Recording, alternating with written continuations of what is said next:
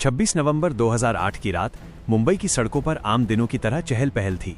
अचानक रात 9:30 बजे कोलाबा के तट पर एक छोटी नाव रुकी, जिससे 10 खूंखार आतंकी उतरे। पलक झपकते ही छत्रपति शिवाजी महाराज टर्मिनस गोलियों की तड़तड़ाहट से गूंज उठा। अजमल कसाब और उसके साथी ने मासूमों पर अंधाधुंध गोलियां बरसाईं। इसके बाद धमाके हुए ताज होटल और ओबेरॉय ट्राइडेंट में। मुंबई पुलिस के पास उस वक्त ऐसे अत्याधुनिक हथियारों का सामना करने का अनुभव नहीं था। जैसे ही हेमंत करकरे और विजय सालास्कर जैसे जांबाज अफसर शहीद हुए, दिल्ली के गलियारों में खलबली मच गई। रात के 11 बजे फैसला लिया गया कि अब मोर्चा ब्लैक कैट यानी एनएसजी कमांडो संभालेंगे। हरियाणा के मानेसर में सो रहे एनएसजी कमांडोज के लिए अलार्म बज चुका था। मेजर संदीप उन्नीकृष्णन और उनकी टीम 51 स्पेशल एक्शन ग्रुप को तुरंत निकलने का आदेश मिला। लेकिन एक बड़ी बाधा सामने आई। दिल्ली में कमांडोज को ले जाने के लिए विमान उपलब्ध नहीं था। कीमती घंटे बीतते जा रहे थे और मुंबई जल रही थी। आखिरकार देर रात 2 बजे एक IL-76 विमान से 200 कमांडो मुंबई के लिए रवाना हुए। सुबह के 5 बज चुके थे जब वे मुंबई पहुंचे। ताज होटल के बाहर खड़े होकर मेजर संदीप ने अपनी टीम की आंखों में देखा। वहां डर नहीं बल्कि देश के दुश्मनों को खत्म करने की आग थी। ऑपरेशन का नाम रखा गया ऑपरेशन ब्लैक टॉर्नेडो। होटल ताज के अंदर का मंजर भयानक था। चारों तरफ धुआं, आग और बिछी हुई लाशें। आतंकी होटल के चप्पे चप्पे से वाकिफ थे और वे सीसीटीवी के जरिए कमांडोज की लोकेशन ट्रैक कर रहे थे। मेजर संदीप ने अपनी टीम के साथ सीढ़ियों से ऊपर चढ़ना शुरू किया। हर कमरा एक नया खतरा था। तभी आतंकियों ने 6ठे फ्लोर से ग्रेनेड फेंके। अंधेरे गलियारों में नाइट विजन चश्मों के सहारे कमांडो आगे बढ़ रहे थे। एक कमरे में आतंकियों ने बंधकों को ढाल बना रखा था। मेजर संदीप ने बिना अपनी जान की परवाह किए कमरे में धावा बोला। उन्होंने एक आतंकी को घायल कर दिया, लेकिन खुद भी गोलियों की चपेट में आ गए। उनके आखिरी शब्द थे, ऊपर मत आना, मैं इन्हें संभाल लूंगा। ताज के साथ साथ नरीमन हाउस, छाबड़ हाउस में भी आतंकियों ने यहूदियों को बंधक बना लिया था। यहाँ की गलियां इतनी संकरी थीं कि जमीन से हमला करना नामुमकिन था। तब एनएसजी ने एक ऐसा फैसला लिया जिसे देखकर पूरी दुनिया दंग रह गई। MI-17 हेलीकॉप्टर से कमांडोज ने नरीमन हाउस की छत पर रस्सियों के सहारे उतरना शुरू किया। नीचे से आतंकी लगातार फायरिंग कर रहे थे, लेकिन जांबाज हवलदार गजेंद्र सिंह बिष्ट छत पर उतरने वाले पहले शख्स थे। उन्होंने आतंकियों को उलझाए रखा ताकि उनके साथी सुरक्षित उतर सकें। ग्रेनेड के धमाकों के बीच गजेंद्र सिंह ने वीरता से लड़ते हुए सर्वोच्च बलिदान दिया, लेकिन आतंकियों को एक कमरे में सीमित कर दिया। 60 घंटे बीत चुके थे। मुंबई की आग अब भी शांत नहीं हुई थी। ताज होटल के गुंबद से आग की लपटें निकल रही थीं। आखिरी 2 आतंकी ताज के वसाबी रेस्टोरेंट में छिपे थे। कमांडोज ने होटल के हर कोने को घेर लिया था।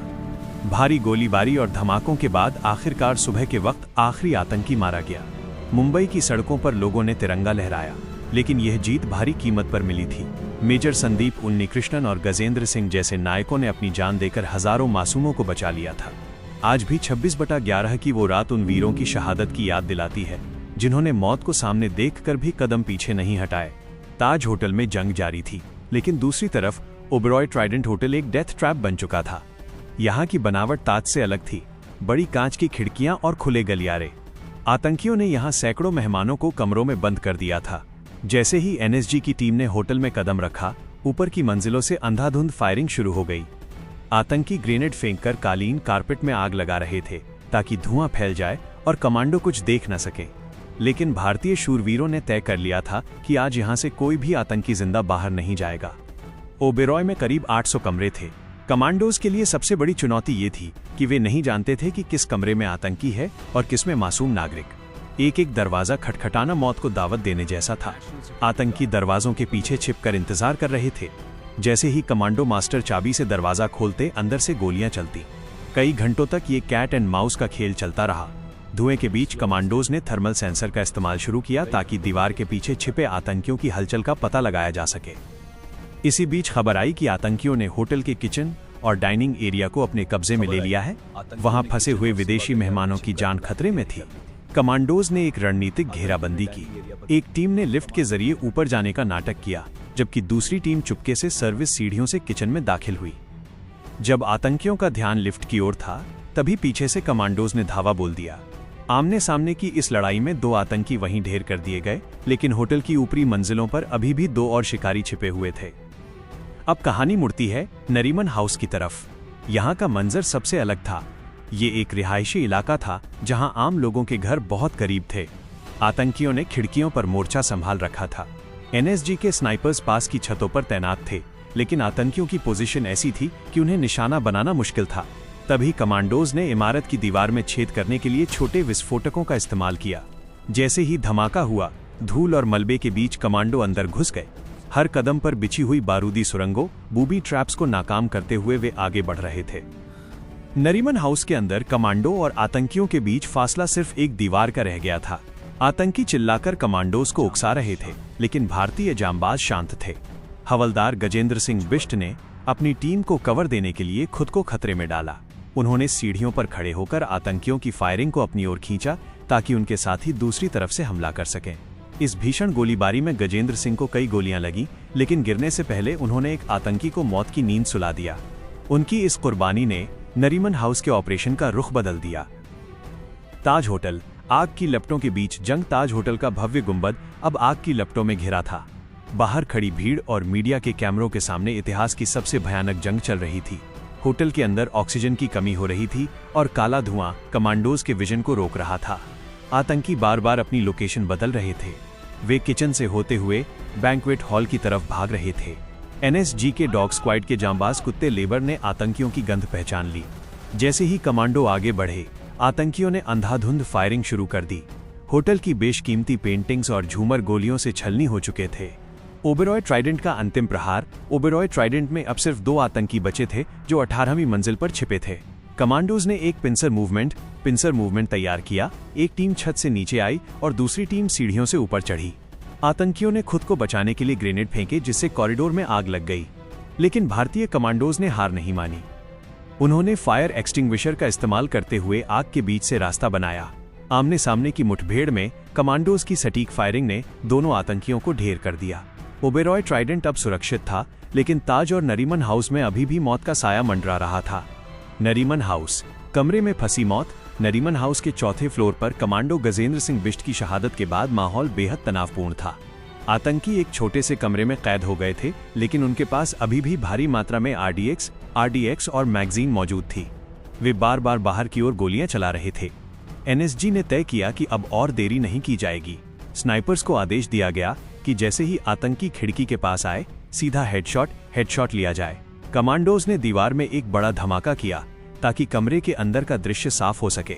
धूल और मलबे के बीच कमांडोज ने अपनी MP5 सबमशीन गन से आतंकियों को छलनी कर दिया। ताज का वसाबी रेस्टोरेंट। आखिरी किला। अब पूरी दुनिया की नजरें सिर्फ ताज होटल पर थीं। आखिरी 2 आतंकी ताज के मशहूर वसाबी रेस्टोरेंट में मोर्चा संभाले हुए थे। ये जगह बेहद आलीशान थी, जिसमें लकड़ी का काम बहुत ज्यादा था, जिससे आग और तेजी से फैल रही थी। आतंकियों ने वहां मौजूद फर्नीचर को ढाल बना लिया था। एनएसजी कमांडोज ने आंसू गैस के गोलों का इस्तेमाल किया ताकि आतंकी बाहर निकलने पर मजबूर हों।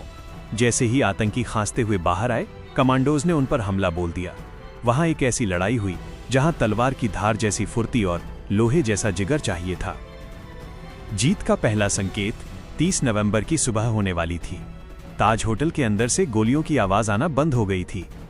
कमांडोज एक एक करके कमरों को क्लियर कर रहे थे। तभी एक जोरदार धमाका हुआ और ताज की खिड़की से एक आतंकी नीचे गिरा। दूसरा आतंकी अंदर ही ढेर हो चुका था। एनएसजी के कमांडर ने रेडियो पर मैसेज भेजा, operation successful, all terrorists neutralised. Mumbai की सुबह की पहली किरण के साथ ये खबर जैसे ही फैली, बाहर खड़ी जनता ने भारत माता की जय के नारे लगाए।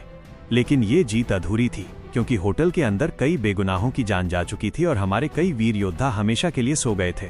26/11 जांच, शहादत और एक नई शुरुआत।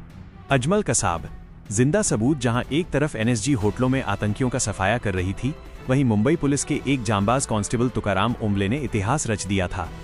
गिरगांव चौपाटी पर जब कसाब और उसका साथी कार से भागने की कोशिश कर रहे थे, तब तुकाराम उम्बले ने बिना डरे कसाब की राइफल की नली पकड़ ली। गोलियां उनके सीने के पार हो गईं, लेकिन उन्होंने कसाब को तब तक नहीं छोड़ा जब तक बाकी पुलिस वालों ने उसे दबोच नहीं लिया। कसाब का जिंदा पकड़ा जाना इस पूरी साजिश का पर्दाफाश करने के लिए सबसे बड़ी कामयाबी थी। तबाही के बाद का मंजर। 29 नवंबर की सुबह जब सूरज की किरणें ताज होटल पर पड़ी तो नजारा दिल दहला देने वाला था।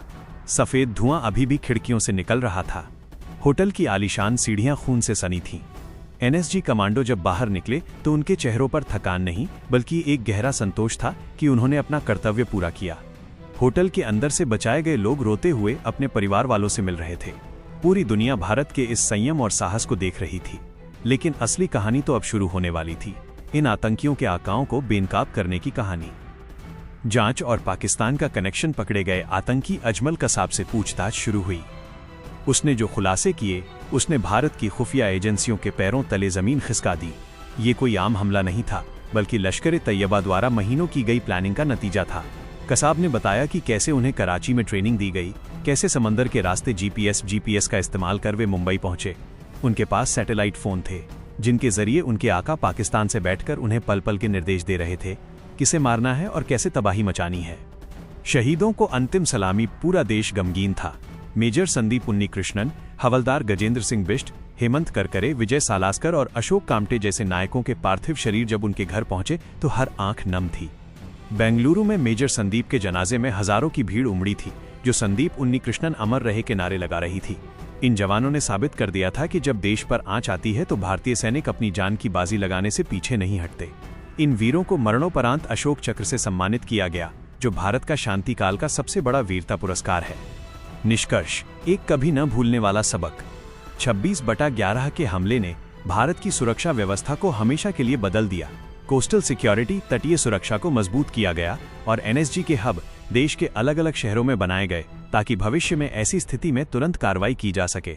मुंबई फिर से खड़ी हुई, ताज होटल की चमक फिर से लौट आई, लेकिन उन 166 मासूमों की कमी आज भी खलती है। ये कहानी सिर्फ एक हमले की नहीं है, ये कहानी है भारत की अटूट शक्ति और उन शहीदों की, जिनकी वजह से आज हम सुरक्षित हैं। आपको ये वीडियो पसंद आई हो तो हाथ बढ़ाइए और लाइक बटन दबाइए। ऐसी ही दमदार कहानियों के लिए चैनल को सब्सक्राइब करना मत भूलिए। अगर आप लोगों के पास भी ऐसी ही दमदार कहानी है तो हमें जरूर बताइए, कमेंट में लिखिए। और अगर आपकी कहानी पसंद आई तो अगली वीडियो में आपकी दी हुई कहानी चलेगी। लेकिन हाँ, कहानी सच्ची घटना होना चाहिए। Ha ha ha ha ha ha ha ha ha.